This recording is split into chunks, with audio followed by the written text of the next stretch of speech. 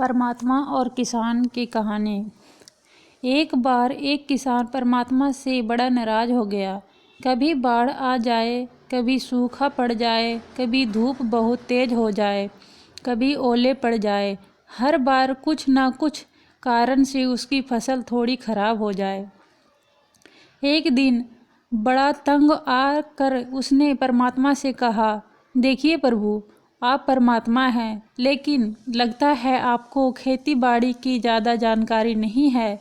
एक प्रार्थना है कि एक साल मुझे मौका दीजिए, जैसे मैं चाहूँ वैसे मौसम फिर हो जाए। आप देखना मैं कैसे अन्न के भंडार कर दूंगा। परमात्मा मुस्कुराए और कहा, ठीक है, जैसे तुम कहोगे वैसा ही मौसम दूंगा, मैं दखल नहीं करूंगा। किसान ने गेहूं की फसल बोई। जब धूप चाही तब धूप मिली, जब पानी तब पानी। तेज धूप, ओले, बाढ़ तो उसने आने ही नहीं दिया। समय के बाद फसल बढ़ी और किसान की खुशी भी, क्योंकि ऐसी फसल तो आज तक नहीं हुई थी। किसान ने मन ही मन सोचा, अब पता चलेगा परमात्मा को कि फसल कैसे करते हैं। बेकार ही इतने बरस हम किसानों को परेशान करते रहें। फसल काटने का समय भी आया। किसान बड़े गर्व से फसल काटने गया, लेकिन जैसे ही फसल काटने लगा, एकदम से छाती पर हाथ रखकर बैठ गया। गेहूं की एक भी बाल के अंदर गेहूं नहीं था, सारी बालियां अंदर से खाली थी। बड़ा दुखी होकर उसने परमात्मा से कहा, प्रभु, ये क्या हुआ? तब परमात्मा बोले, ये तो होना ही था।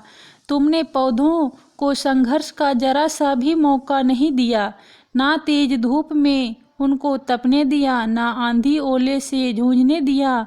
उनको किसी प्रकार की चुनौती का एहसास जरा भी नहीं होने दिया।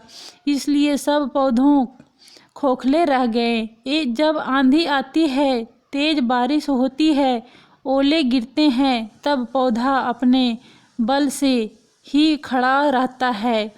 वो अपना अस्तित्व बचाने का संघर्ष करता है, और इस संघर्ष से जो बल पैदा होता है वही उसे शक्ति देता है, ऊर्जा देता है, उसकी जीवटता को उभारता है। सोने की भी कुंडल बनाने के लिए आग में तपना ही पड़ता है। हथौड़ी से पीटने, गलने जैसी चुनौतियों से गुजरना पड़ता है, तभी उसकी स्वर्ण आभा उभरती है, उसे अनमोल बनाती है। उसी तरह जिंदगी में भी अगर संघर्ष ना हो, चुनौती ना हो, तो आदमी खोखला ही रह जाता है। उसके अंदर कोई गुण नहीं आ पाता है। ये चुनौतियाँ ही है जो आदमी रूपी तलवार को धार देती है, उसे सख्त और प्रखर बनाती है। अगर प्रतिभाशाली बनना है तो चुनौतियों को स्वीकार करनी ही पड़ेगी, अन्यथा हम खोखले ही रह जाएंगे। अगर जिंदगी में प्रखर बनाना है तो प्रतिभाशाली बनना है तो संघर्ष और चुनौतियों का सामना तो करना ही पड़ेगा।